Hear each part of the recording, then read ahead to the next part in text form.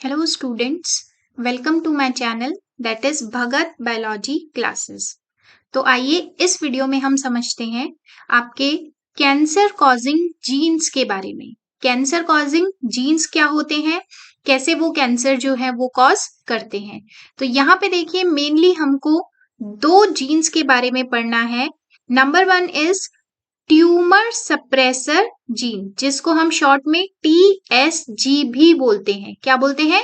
Tumour suppressor gene.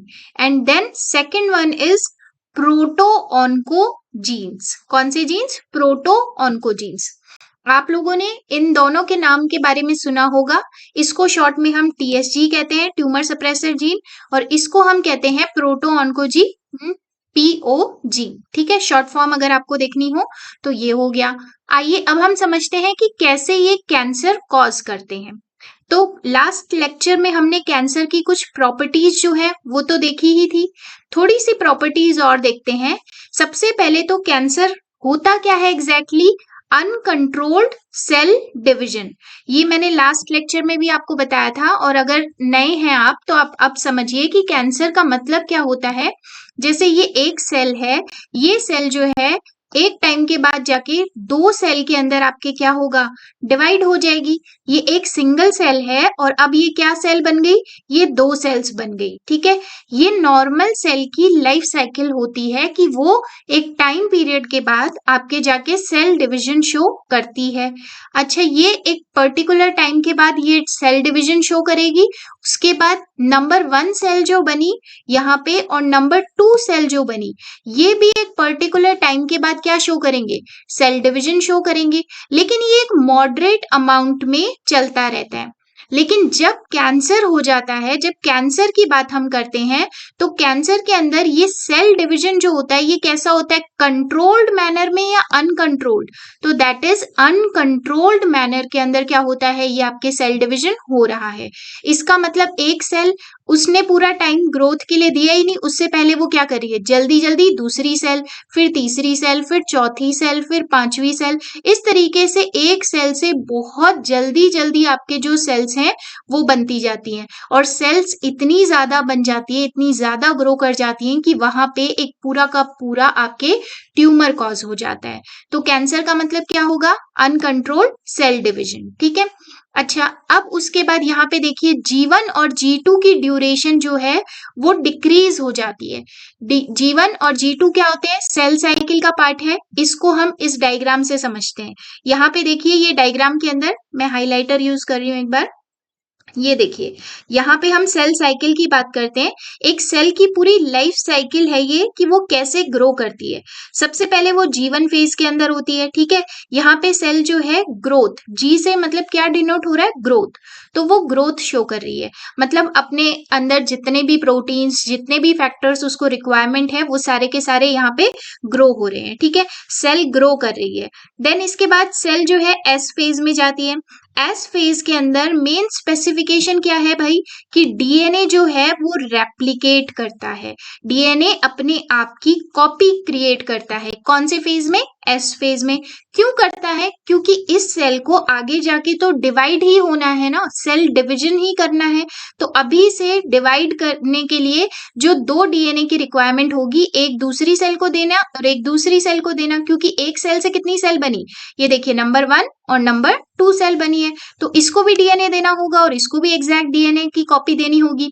तो यहीं पे क्या करती है सेल? आपके डीएनए का रेप्लिकेशन यानी कॉपी कर लेती है। इसके बाद G2 यानी ग्रोथ फेज आती है। फिर से क्या आती है? ग्रोथ फेज आती है। यहाँ पे भी सेल जो है प्रिपरेशन करती है और ग्रो कर रही होती है। इन तीनों को हम क्या कह देते हैं? इन तीनों को हम कह देते हैं इंटरफेज। इसको एक और नाम से देखा जाता है, दैट इज इंटरफेज। उसके बाद आती है आपकी सेल डिवीजन की फेज, जिसके अंदर सेल डिवीजन जो है वो कंप्लीट होता है, जिसके अंदर बहुत सारी आपकी फेजेस होती हैं। प्रोफेज, मेटाफेज, एनाफेज, टीलोफेज और साइटोकाइनेसिस, माइटोसिस, मियोसिस के अकॉर्डिंग सबकी फेजेस जो होती है वो अलग हो जाती हैं। ठीक है, तो ये पूरा का पूरा सेल का क्या था? साइकिल था। ये पूरी सेल की लाइफ साइकिल है। तो यहाँ पे देखिए ये G1 फेज और ये G2 फेज, अगर ये छोटी हो गई यानी कि G1 और G2 की ड्यूरेशन क्या हो जाती है, डिक्रीज हो जाती है। अगर डिक्रीज हो गई तो आप मुझे खुद बताइए कि ये अगर टाइम पीरियड कम हो गया प्लस ये टाइम पीरियड कम हो गया तो क्या सेल जल्दी से एस फेज में आ जाएगी और जल्दी से ही आपके क्या होगा, डिवीजन फेज में आ जाएगी। क्योंकि अभी एक सेल यहां से अगर स्टार्ट कर रही है उसको इसमें टाइम लग रहा है, ठीक है। अच्छा, अब टाइम ना लगे और वो फेज जल्दी से छोटी हो जाए, यहाँ पे जल्दी से सेल आ गई तो सेल जल्दी से एस फेज में, फिर G2 फेज भी बहुत छोटी, तो जल्दी जल्दी सेल डिवीजन होगा। और अगर जल्दी जल्दी सेल डिवीजन होगा तो इसको हम कहेंगे अनकंट्रोल्ड सेल डिवीजन होता है। चलिए, तो अब हम बात करते हैं कैंसर कॉज करने वाले जीन्स के बारे में। देखिए, दो तरह के जीन होते हैं। एक है ट्यूमर सप्रेसर जीन, ठीक है, इसका नाम हमने यहाँ देखा है ट्यूमर सप्रेसर जीन और प्रोटो ऑन्कोजीन, ठीक है। इसको शॉर्ट फॉर्म में हम लिख रहे हैं यहाँ पे। ये देखिए, ये है आपका ट्यूमर सप्रेसर जीन और ये है आपका प्रोटो ऑन्कोजीन, ठीक है। ये ट्यूमर सप्रेसर जीन यहाँ पे भी डायग्राम में देख सकते हैं और ये प्रोटो ऑन्कोजीन। चलिए, तो सबसे पहले इनका फंक्शन समझते हैं। देखिए, ट्यूमर सप्रेसर जीन जो है वो क्या करता है, ट्यूमर सप्रेसर जीन एग्जैक्टली आपके क्या कॉज करता है या किस चीज के लिए काम आता है सेल में, ट्यूमर को सप्रेस करने के लिए, ठीक है। तो अच्छा, इसका काम कैंसर कॉज करना होगा या कैंसर को रोकना होगा। नॉर्मल कंडीशन में इसका काम जो है वो कैंसर को रोकना है, क्योंकि ये नाम ही बता रहा है ट्यूमर को सप्रेस करके जाएगा, ठीक है। तो नॉर्मल कंडीशन में ये क्या करता है, आपके ट्यूमर को होने से रोकता है। लेकिन अगर इसमें ऐसा कोई म्यूटेशन हो जाए, जैसे ये डिलीट हो जाए, तो ये अपना काम नहीं कर पाएगा।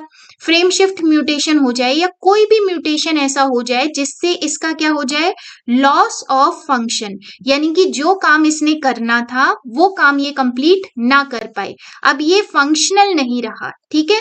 तो इस केस में ये क्या करेगा, कैंसर कॉज करेगा। सेकंड जो है हमारे पास, that is proto oncogene. Proto oncogene जो होते हैं ये हमेशा रिलेटेड होते हैं किससे, सेल डिवीजन से। ये सेल डिवीजन ही करवाते हैं। और इनका देखिए, ट्यूमर सप्रेसर जीन का काम क्या था, ट्यूमर को ब्लॉक करना, रोकना। ये अपना काम जब नहीं कर पाएगा, इसके अंदर ऐसा म्यूटेशन हो जाए कि लॉस ऑफ फंक्शन हो गया या ये अपना काम नहीं कर पा रहा, तब क्या करेगा, कैंसर कॉज करेगा। प्रोटो ऑन्कोजीन के केस में क्या होता है, ये हमेशा रिलेटेड होते हैं सेल डिवीजन से।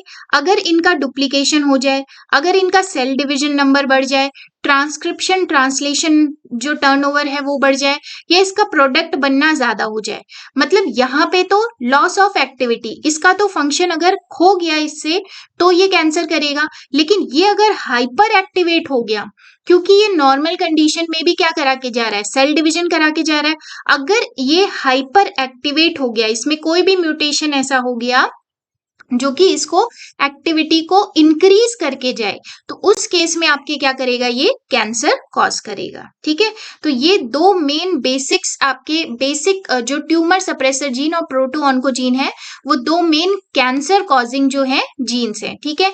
तो यहाँ पे देखिए, ट्यूमर सप्रेसर जीन और proto oncogene. Tumour suppressor gene क्या करते हैं, इनहिबिट करते हैं नॉर्मल कंडीशन में सेल डिवीजन को, लेकिन जब ये काम नहीं कर पाएंगे तब क्या होगा, सेल डिवीजन को रोक नहीं पाएंगे, तो रोक नहीं पाएंगे तो क्या होगा, कैंसर होगा। देन इसके बाद प्रोटो ऑन्कोजीन स्टिमुलेट करते हैं, देखिए स्टिमुलेट करते हैं सेल डिवीजन को। तो जब ये बहुत ज्यादा एक्टिवेट हो जाएंगे, अपना काम बहुत ज्यादा बार करने लगेंगे, तब क्या कॉज करेंगे, ये सेल डिवीजन। और जब अनकंट्रोल सेल डिवीजन होगा तो अल्टीमेटली क्या हो जाता है, फिर कैंसर हो जाता है, ठीक है। तो आई होप आपको ये जो लेक्चर है पसंद आया होगा। ऐसे ही और इंटरेस्टिंग लेक्चर्स के लिए आप मेरे चैनल को सब्सक्राइब कर सकते हैं। Thank you so much.